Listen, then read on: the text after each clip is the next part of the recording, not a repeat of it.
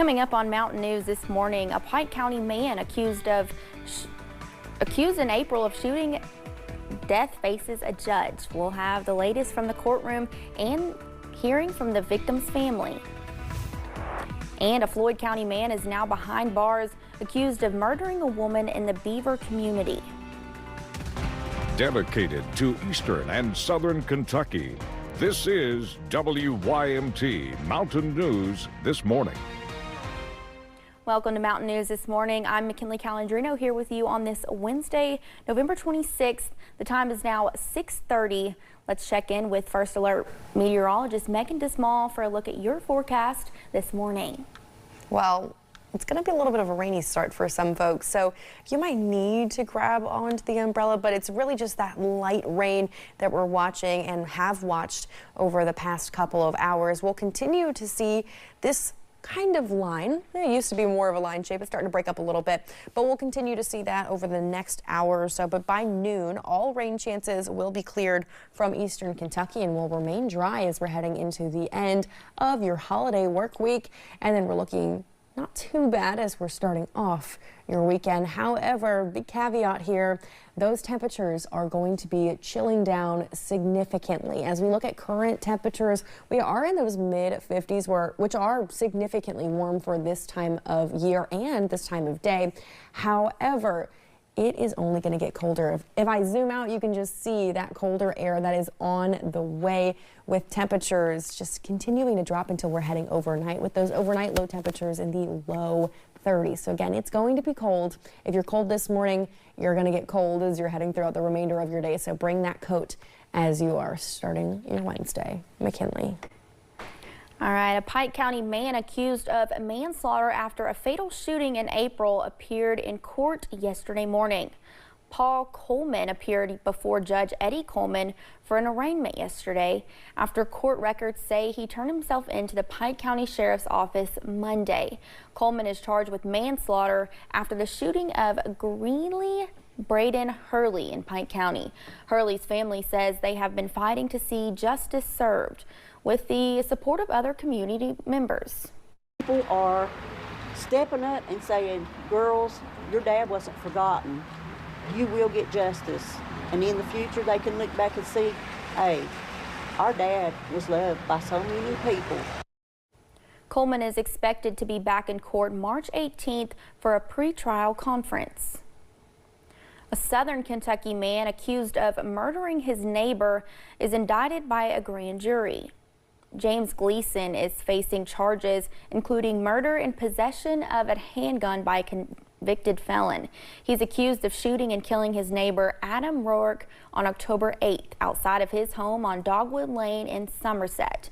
Police say Gleason called 911 and admitted to the shooting, claiming that his neighbor had been torturing him for 5 years with what he called direct energy weapons. Gleason is due in court for his arraignment on December 4th.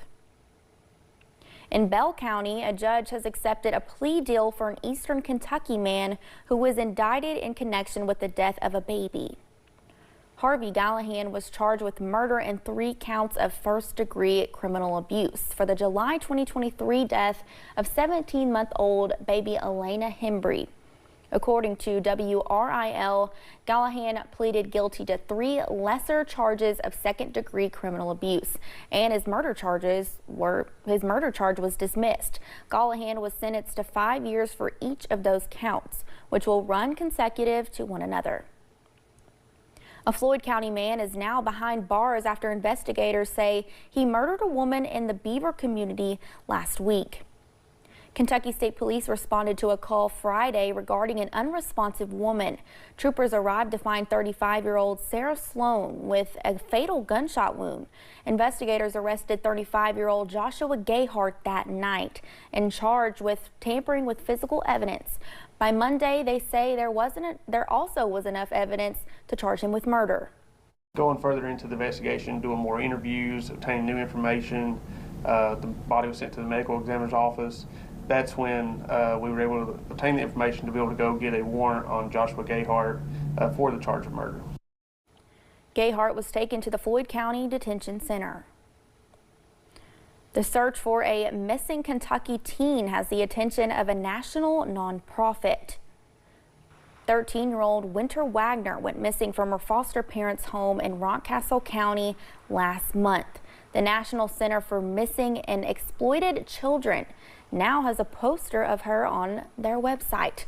U.S. Marshal and the FBI are also helping with the search. And if you see Winter or have any information about where she is, you're asked to call the Rockcastle County Sheriff's Office. Millions of people travel during the Thanksgiving holiday, making it one of the busiest times on the road.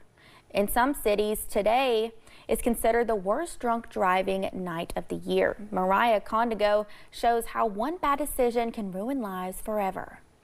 This is a time of year when those losses are felt the most. People have an open seat at their Thanksgiving and Christmas table. The day before Thanksgiving is commonly referred to as Blackout Wednesday or Drinksgiving, but those with Mothers Against Drunk Driving say these aren't just nicknames, they're a warning sign. And they don't always think about the fact that these choices don't just impact tonight.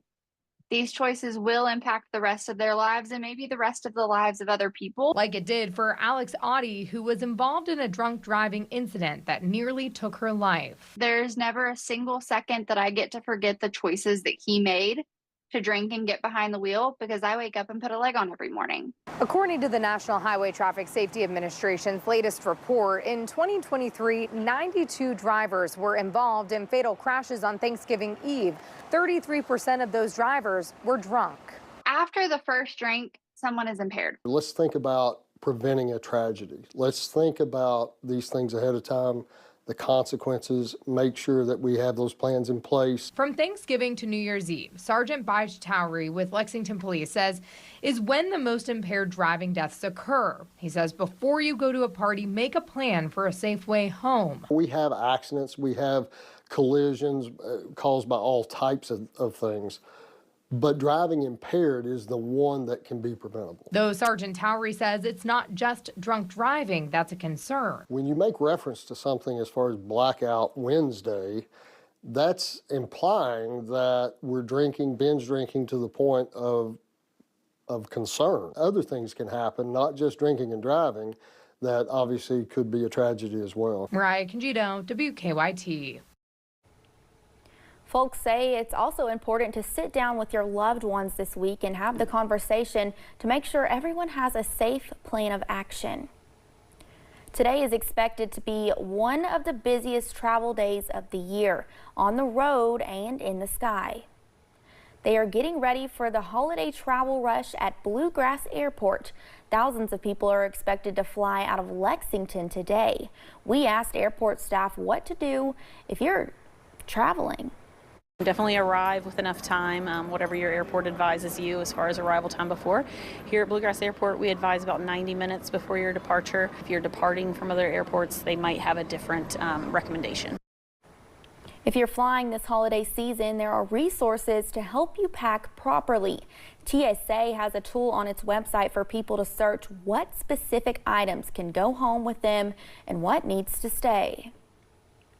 Thanksgiving is tomorrow and Christmas is only 1 month away.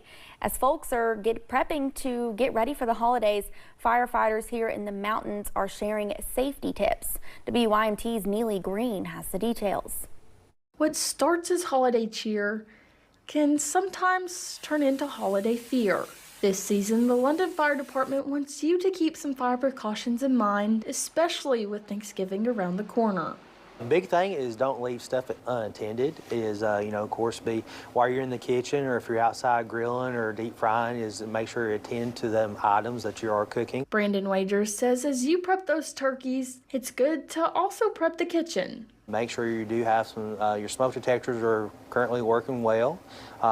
Test them, not test them while they're going off while you're cooking, overcooking something. But also make sure you have a fire extinguisher handy, keep it nearby just in case for that, wherever you're cooking inside or outside. And if you're the type of person to put Christmas lights up before Thanksgiving, or you prefer to do it after, Wagers says to be wary of extension cords and power strips. Make sure you don't overload the power strips. Make sure you do have, if it's outdoor lighting or anything like that, or inflatables, make sure they're in a waterproof case.